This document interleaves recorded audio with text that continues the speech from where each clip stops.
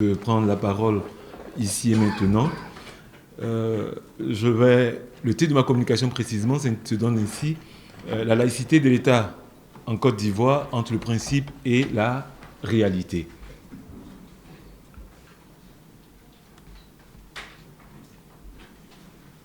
Je pourrais commencer mon intervention en disant ceci, que le moment choisi pour cette communication est le matin. Or, comme chacun le sait, le matin est un moment inaugural. Il nous situe dans le temps de l'initiale qui permet d'amorcer la journée. Je me réjouis donc de prendre la parole en ce moment qui se veut destinal. Tout autant d'ailleurs est le titre du colloque qui nous rassemble, dont le thème est « Repenser la laïcité en Afrique ». Repenser la laïcité suggère l'idée d'une reconsidération, d'un réexamen du concept, non pas pour le tropicaliser, mais pour lui donner un contenu qui, tout en tenant compte des objectifs recherchés, s'enracine dans une Afrique devenue son terreau. Dans la quasi-totalité des États africains subsahariens, en effet, le principe de la laïcité de l'État figure en bonne place, au point d'y apparaître comme le principe cardinal. En Côte d'Ivoire particulièrement, la laïcité de l'État est un principe inscrit dans la Constitution du 8 novembre 2016 et dans les constitutions successives qui ont organisé le fonctionnement de l'État depuis l'indépendance en 1960. Ainsi, si la première constitution de novembre 1960 stipulait que la République ivoirienne est une, indivisible, laïque, démocratique et sociale, la Constitution du 1er août 2000, quant à elle, affirme dans son préambule la diversité religieuse de la société ivoirienne et son attachement aux valeurs spirituelles. Elle proclame l'adhésion de l'État de Côte d'Ivoire aux droits et libertés tels que définis par la Déclaration universelle des droits de l'homme de 1948 et dans la Charte africaine des droits de l'homme et des peuples de 1981.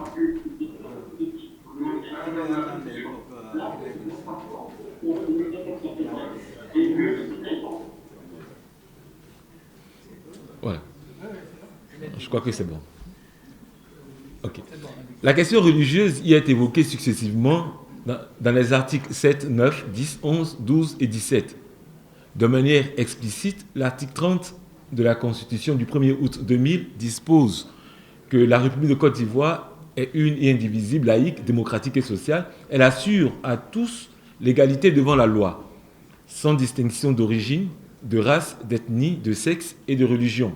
Elle respecte toutes les croyances. Et je l'ai dit, le préambule de la Constitution de 2016 rappelle cet engagement irréversible à défendre et à préserver la forme républicaine du gouvernement, ainsi que la laïcité de l'État. Cette affirmation de la laïcité de l'État repose sur l'adhésion aux principes que sont la séparation de l'État et des religions, la neutralité religieuse de l'État, l'égalité de tous les citoyens et citoyennes, ainsi que la liberté de conscience et la liberté de religion. De cette façon, la laïcité garantit la liberté de conscience, la laïcité implique la neutralité de l'État et impose l'égalité de tous devant la loi sans distinction de religion ou conviction.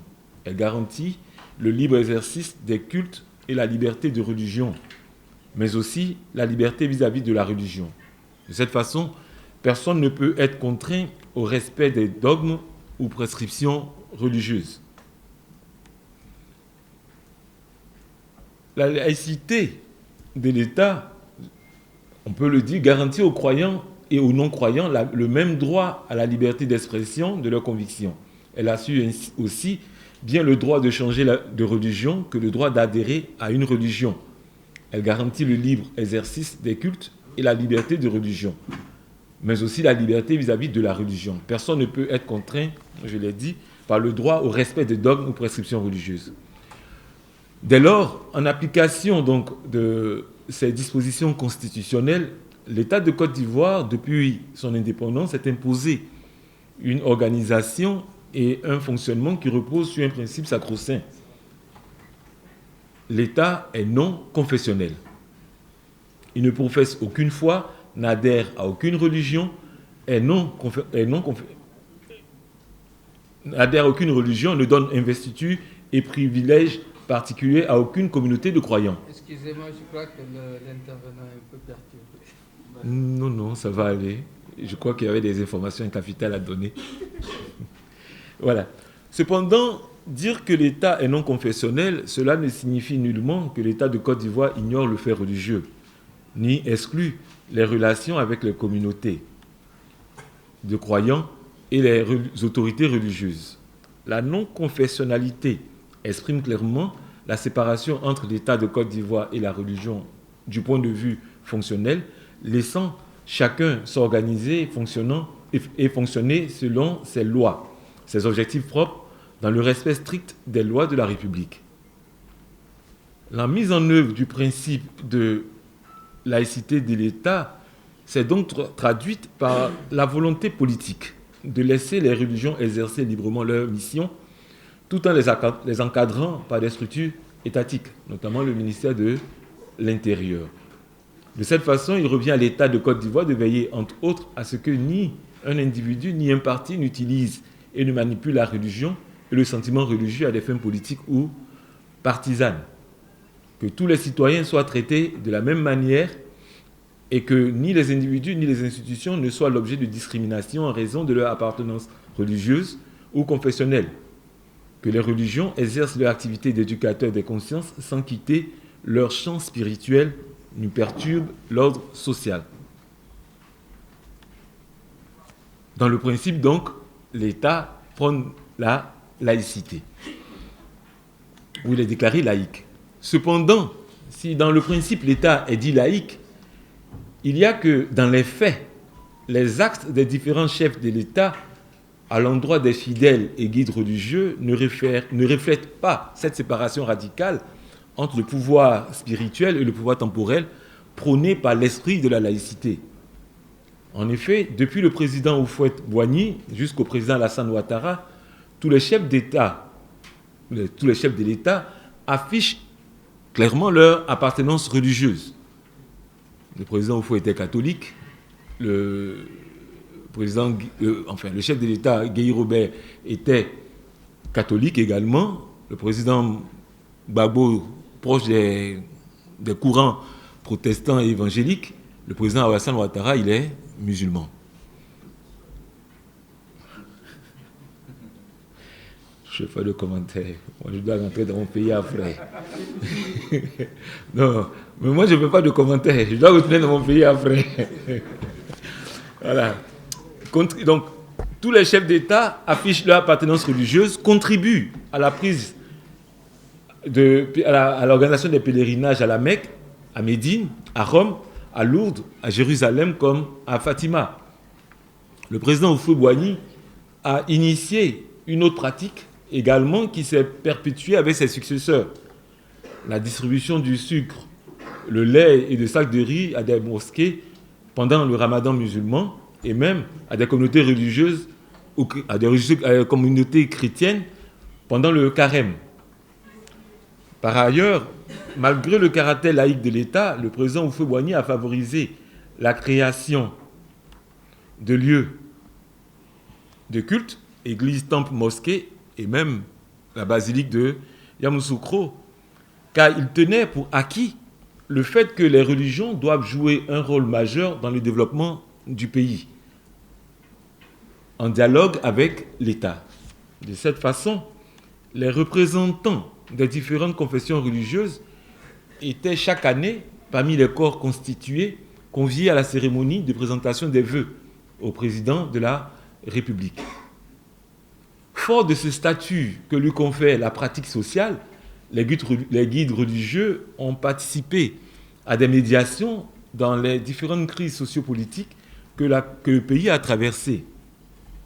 Que ce soit la crise opposant le président Bédié à l'opposition en 1995, il s'agit là précisément de ce qu'on appelle le boycott actif. Ce jour-là, jusqu'à minuit, on attendait un discours qui allait apaiser. Et le discours, il est venu. Mais ce n'était qu'un discours. Parce que le lendemain, ce à quoi on devait s'attendre a eu lieu. donc en 1995, ou celle opposant Gbagbo au président Gueye en 2000. On sait qu'à l'issue des élections de 2000, le président Gueye, non, le général Gueye est dit vainqueur par un fonctionnaire du ministère de l'Intérieur. Gbagbo invite ses partisans à prendre la rue jusqu'à ce que Gueye recule. Et il s'ensuit des échauffourées qui débouchent évidemment sur des morts.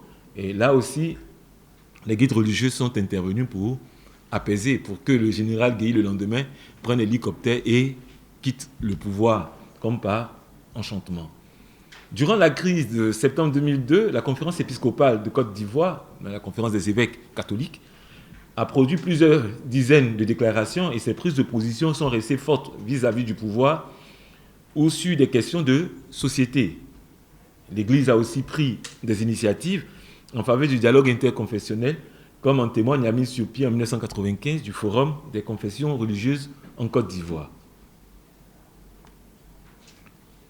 Arrivé au pouvoir en 2011, le président Alassane Ouattara, musulman, n'en déplaise, malgré marié à une Française catholique, a nommé dans le cadre de la réconciliation nationale deux religieux, donc deux guides religieux, au sein de la commission de dialogue vérité et réconciliation, CDVR, de 2011 à 2015. Il s'agit du cheikh Aboubakar Fofana, président du Conseil supérieur des imams, COSIM, et de monseigneur Paul Simeon Awana, archevêque métropolitain de Bouaké.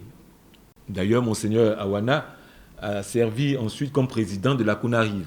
La CONARIV, c'est la Commission nationale pour la réconciliation et l'indemnisation des victimes, de 2015 à 2017.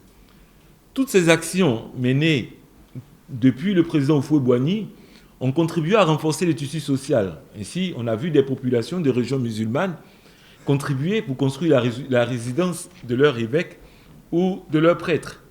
Des chrétiens ivoiriens participant au deuil de familles musulmanes, des musulmans offrant la viande de la tabaski à leurs voisins chrétiens et de nombreux mariages entre chrétiens et musulmans de Côte d'Ivoire. Les mosquées en région chrétienne ou des temples et autres églises dans les régions islamisées n'ont jamais dérangé personne à ce jour en Côte d'Ivoire. En 2002, à l'issue du forum dit pour la réconciliation, un groupe de travail a été mis sur place et s'est réuni autour de l'imam Fofana. Et ce groupe de travail a produit un document de synthèse intitulé « Le mémorandum sur la laïcité de l'État en Côte d'Ivoire ». Et le chapitre 3, au chapitre 3 des propositions pour une nouvelle laïcité en Côte d'Ivoire, voilà, c'est comme ça que le document souligne que la Côte d'Ivoire est un pays profondément religieux et multiconfessionnel. Il serait illusoire d'appliquer la laïcité à la française. Et bien imprudent de proclamer une religion d'État. D'où la conclusion, il nous faut donc imaginer une laïcité qui construise la nation de demain. Cette laïcité, poursuit le texte, doit reposer sur des principes clairs. Pour le temps, je ne vais pas revenir sur ces principes, mais chacun imagine un peu le contenu, notamment la neutralité bienveillante de l'État face à toutes les croyances religieuses. Il est hors de doute que le principe de la séparation entre l'État et les religions peut trouver des applications différentes selon les pays. En Côte d'Ivoire, pour les guides religieux comme pour les tenants du pouvoir politique, la laïcité ivoirienne devrait signifier non pas un désengagement de l'État face... D'accord, 8 minutes c'est beaucoup. Un désengagement de l'État face aux faits religieux, mais au contraire un engagement constructif de l'État vis-à-vis des religions conçues comme de véritables partenaires dans le développement du pays. Cette perception des rapports entre la religion et l'État, Hegel, le philosophe allemand, 1770-1831, l'a perçue et promue. Parce que pour lui, c'est très clair. Selon le philosophe, il ne peut y avoir deux consciences différentes, séparées dans l'homme. Chez un même être, l'une religieuse et l'autre éthique. Est absurde la théorie de la double vérité, l'une religieuse sans incidence sur l'autre vérité éthique qui existeraient indépendantes. Les individus ne peuvent mener deux vies parallèles. D'une part, une vie civique, réglée par une législation libre, d'autre part, une vie religieuse, contraire au principe du droit. L'homme n'a pas une double conscience. Le citoyen, c'est celui qui est le fidèle. Donc, on ne peut pas dire non, ça, l'État est laïque, donc homme religieux, cela sort de votre sphère. Non, c'est le même individu qui est à la fois citoyen et fidèle. Henri Bergson a sensiblement la même idée que Hegel lorsqu'il écrit dans son ouvrage Les deux sources de la morale et de la religion, je cite, « Qu'on interprète la religion d'une manière ou d'une autre, qu'elle soit sociale par essence ou par accident, un point est certain, c'est qu'elle a toujours joué un rôle social. Ce rôle est d'ailleurs complexe. Il varie selon les temps et selon les lieux, mais dans les sociétés telles que les nôtres, la religion a pour premier effet de soutenir et de renforcer les exigences de la société. » Fin de citation. Toutefois, s'il est indéniable que la césure ne saurait être radicale dans nos États entre le religieux et le politique, il y a lieu de demeurer vigilant, de sorte à ne pas tomber dans des travers que l'histoire nous enseigne. Il y a des écueils qu'il nous faudra éviter, de sorte que l'instrumentalisation des guides religieux ne se réalise au profit d'hommes politiques égocentriques dont l'unique ambition est la conquête ou la conservation du pouvoir politique. Il faudra éviter le soutien sournois à une religion au point d'en faire subversissement la religion d'État. Tout comme il faudra éviter que la promotion sociale ne soit liée à l'appartenance à une religion particulière.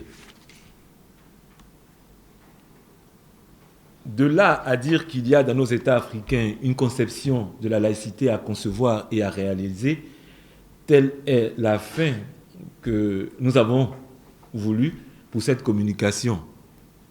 C'est sur ce mot fin que je voudrais vous inviter à accepter que je mette fin à mon propos et que je vous dise, pour votre attention, je vous remercie.